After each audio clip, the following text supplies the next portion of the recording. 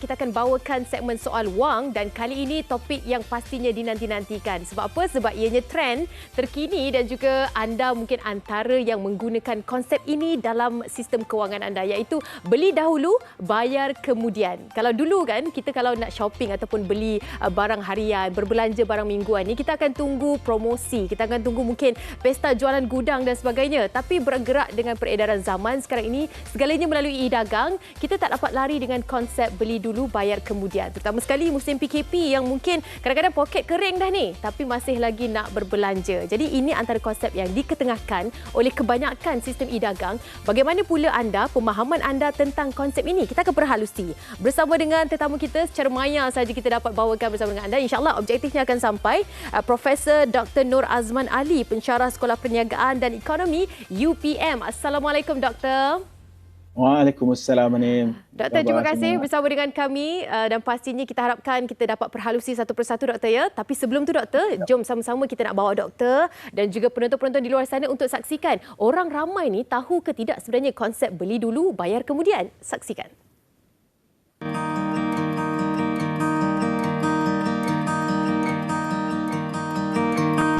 Pernah. Saya pernah dengar banyak e-dagang dengan platform-platform yang telah menyediakan perkhidmatan bayar kemudian dan beli dahulu. Pernah. Dia is a platform yang kita akan beli barang dulu and then kita akan bayar benda tu probably by next month. Like earliest is next month lah. Sebab barang tu akan sampai dulu dan baru kita akan bayar. So it's a good platform lah kalau bagi I. Kalau bagi saya tak prefer lah sebab mostly kebanyakannya perkhidmatan macam ni dia ada charge tersembunyi. Maybe kita dibenarkan untuk membeli dahulu. Mungkin ada yang tiada charge tapi kita dibenarkan untuk bayar pada masa tertentu. Jika terlebih kita akan dikenakan faedah. Bagi saya tidak prefer lah. Ada pro and con. Tapi kalau to me personally, I tak prefer lagi for now. But I think dia ada faedah dia tersendiri lah. Bagi I, installment tu dia macam hutang juga kan. So I tak prefer. Kalau I boleh bayar terus and then I prefer bayar terus compared to I kena bayar next month macam tu. Pendapat saya, prefer tapi kita kena guna benda tu dengan bijak dan berilmu. Kalau saya, selagi saya dapat beli dengan harga yang penuh, saya akan bayar dengan harga yang penuh lah untuk elakkan hutang. Yes, memang saya tengah guna pun sekarang ni. Sebab saya pun tak tahu nama saya pakai, tapi saya pakai sebab dia memudahkan saya. Sebab saya ada banyak kucing kat rumah, so saya beli makanan kucing. So sebab kita tak boleh nak predict tahu bila makanan tu akan habis. So memang saya, kalau memang kadang-kadang tengah bulan kan kita macam tak berapa nak ada duit sangat or kita ada komitmen lain, so I would prefer to use. Baik, itu kata mereka. Mereka faham tentang konsep beli dulu, bayar kemudian. Tapi kita bersama dengan yang lebih arif dan juga pakar untuk perhalusi. Prof, bagaimana konsep yang perlu kita fahami? Apa sebenarnya yang dikatakan pay later ataupun beli dulu, bayar kemudian ini, Prof? Silakan. Terima kasih banyak, Anim. Secara umumnya lah, secara mudahnya lah. Dia adalah satu kaedah urus niaga lah yang lebih kepada membenarkan kredit ataupun hutang, ataupun kita boleh katakan kita kena lihat dari segi aspek kedua-dua lah, penjual dan juga pengguna. Jadi kepada pengguna kita dibenarkan berhutang lah, ambil barang dulu dan bayar kemudian. Kepada penjual pula dia lebih kepada perkhidmatan ataupun kemudahan yang ditawarkan kepada pembeli supaya dapat menarik lah. Ini merupakan salah satu strategi jualan terutamanya dalam era digital ekonomi ini, iaitu kemudahan di mana trend pengguna atau pembeli lebih cenderung membeli online dan juga menggunakan social media sebagai platform jual beli. So, jadi secara umumnya satu kemudahan lah kepada dalam urus niaga dan kata lain membenarkan untuk berhutang ataupun kredit.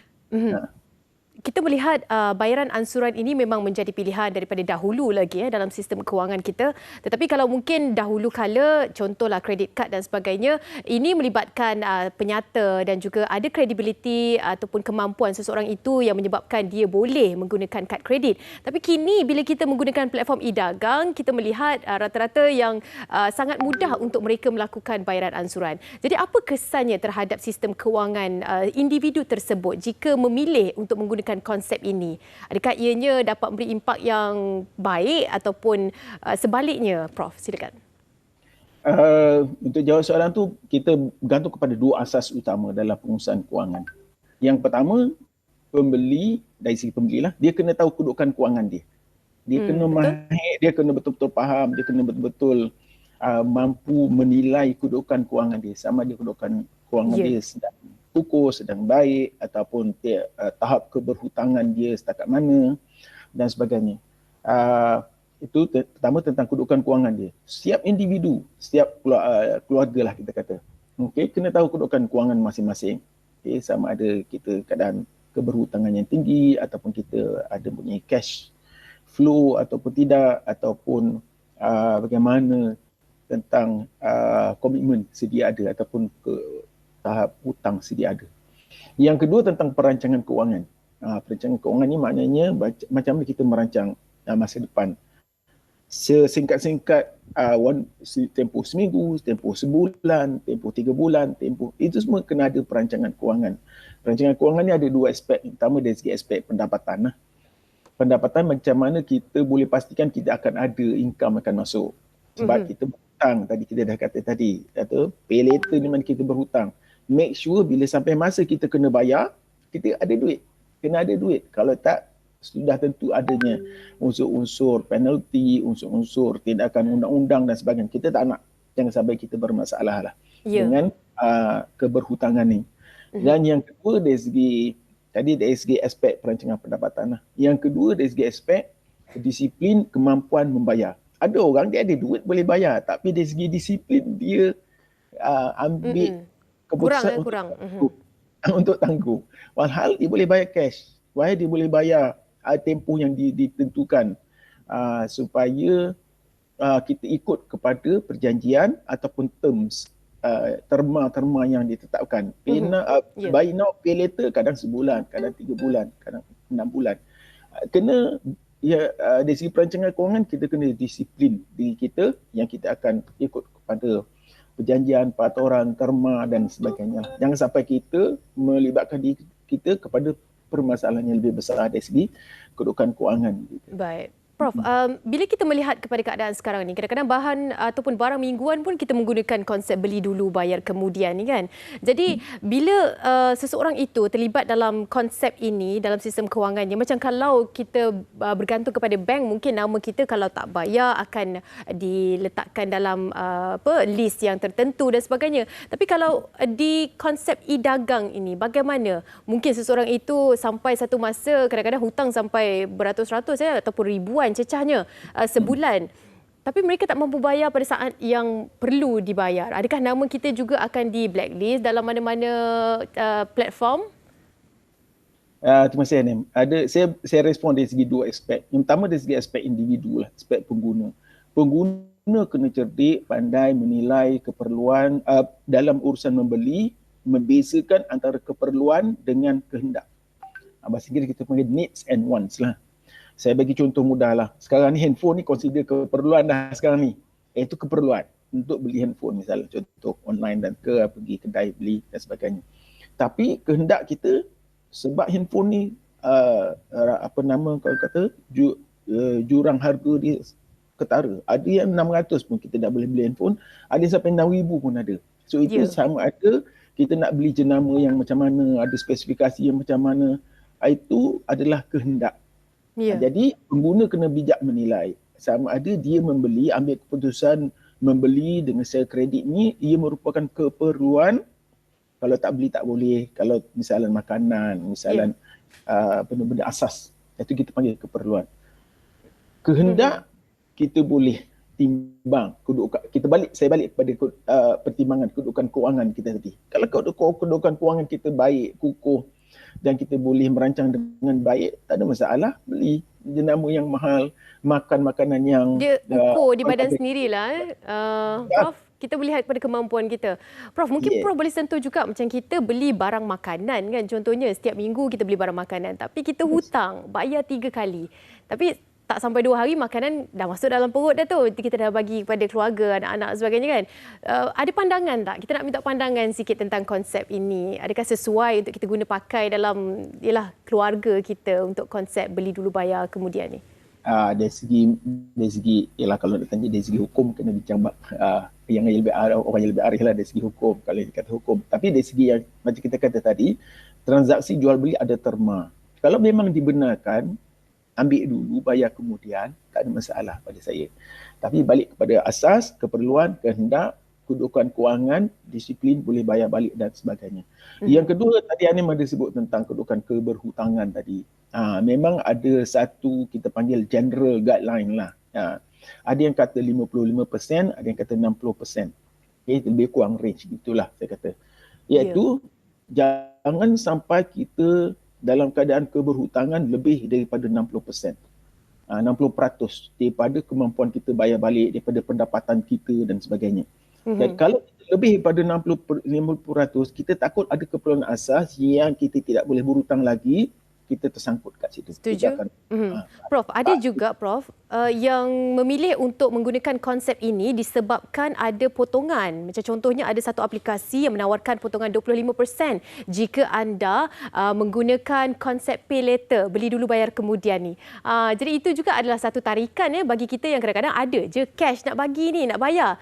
Tapi disebabkan ada potongan itu tertarik dengan konsep ini. Pandangan Prof macam mana Prof untuk konsep begini? Saya rasa sekarang ni pembeli perlu bijak dan ramai yang dah bijak dah pun. Kita boleh banding harga sebenarnya. Kawan ni kata dia boleh diskaun 25%. Ini, minta maaf saya guna. Kita bila masa kita boleh banding harga. Betul ke dia bagi diskaun 25% tu? Harga asalnya berapa diskaun 25%. Sebenarnya kita komit kena bayar tu. Kadang-kadang ini memang business strategi lah kita kata. Kita kena faham, kita pembeli, kita kena faham bagaimana penjual macam mana pun tidak akan rugi. Mereka tak akan rugi. Walaupun mungkin beri 25% diskaun, berapa harga asal tu? 25% daripada berapa tu? Dan kalau kita beli tunai, berapa sebenarnya kita kena bayar? Ataupun kita compare dengan penjual-penjual yang lain. Jangan terus buat keputusan dengan ikut kehendak. Lebih kepada ikut.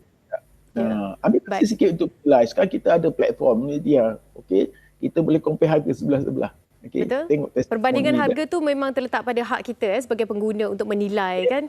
Prof, mungkin yang terakhirnya Prof, bagaimana kita nak klasifikasikan sebagai konsep ini? Adakah ianya sihat untuk sistem kewangan kita di musim hadapan ataupun di masa akan datang sebagai kita anak-anak muda di luar sana yang ada komitmen, tapi konsep ini sesuai ke tak sesuai, sihat ataupun tidak untuk sistem kewangan kita? Prof, silakan.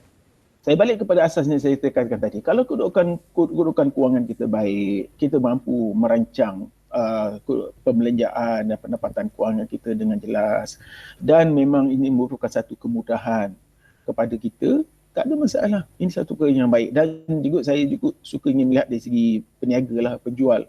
Dan penjual kalau ini menganggap ini sebagai salah satu strategi perniagaan yang kalau dia tak buat, orang lain akan buat, kepada peniaga pun ini satu pendekatan yang baik. Balik kepada asas supaya kita tidak dalam keadaan keberhutangan yang berat, tinggi. Yang kedua, kita mampu bayar balik. Yang ketiga, kita jangan sampai terlibatkan diri kita kepada masalah-masalah yang lebih besar. Memang kita ada keperluan asas dan sebagainya. Kena bijak. Asas ni kena bijak lah. Jangan ikut lebih kepada ikut kehendak. Tapi ambil masa sedikit untuk menilai. Perlu ke tak perlu beli? Sikit je, lagi 5 saat je kita bagi untuk kita bijak dalam membeli. Iaitu, perlu ke tak perlu beli? Perlu ke jenama ni ataupun perlu jenama yang lebih ekonomi? Itu saja yang pada asasnya lah. Baik. Prof, terima kasih banyak-banyak berkongsi dengan kita dan pastinya ini antara topik yang bermanfaat untuk kita fahami betul-betul tentang beli dulu bayar kemudian ini. Bersama dengan kita sebentar tadi Profesor Dr. Nur Azman Ali, pensyarah Sekolah Perniagaan dan Ekonomi UPM, berkongsi dengan kita tentang topik yang menjadi trend, menjadi pilihan untuk kita punya sistem pembelian kita sekarang ni melalui e-dagang. Ingat, yang paling penting nilai dahulu harganya dan juga kita kena ada disiplin, kita kena tahu kemampuan diri kita untuk sama ada kita ni layak ataupun kita ni mampu untuk melakukan bayaran ansuran di beberapa bulan akan datang insyaAllah. Okey, kita nak kongsikan seperti biasa. Kami di sini akan kongsikan kaunter paling aktif untuk pengetahuan anda. Jom sama-sama kita saksikan 5 kaunter paling aktif CSH Alliance Berhad dengan nilai terkini 0.090 dan juga jumlahnya merupakan 549,220. Begitu juga dengan diikuti Medtronic Global Berhad, LGMS Berhad, Paksen dan juga SFP Tech Holdings Berhad dengan jumlah terkini seperti mana yang anda dapat saksikan. Dan mungkin saya nak kongsikan SFP Tech Holdings Berhad. Nilai terkini merupakan 0.815. Okey, seterusnya ayuh sama-sama kita saksikan pula kadar pertukaran wang asing. Saksikan $1 US ataupun USD merupakan bersamaan dengan RM4.45, 1 Singapore dollar ataupun SGD bersamaan dengan RM3.22. Untunglah mereka yang kerja di Singapura. Okey, dan juga RM1,000 Indonesia 0.03 3 sen, 100 baht Thai RM12.8, 100 won Korea 34 sen. Ini dia. Okey, seterusnya kita nak kongsikan juga kepada anda semua harga emas semasa. Sama-sama kita saksikan emas per gram untuk emas 916 22 karat RM257.15. Untuk emas per gram 999 24 karat RM280.45. Ini setakat yang terkini iaitu 29 Julai 2022. Okey.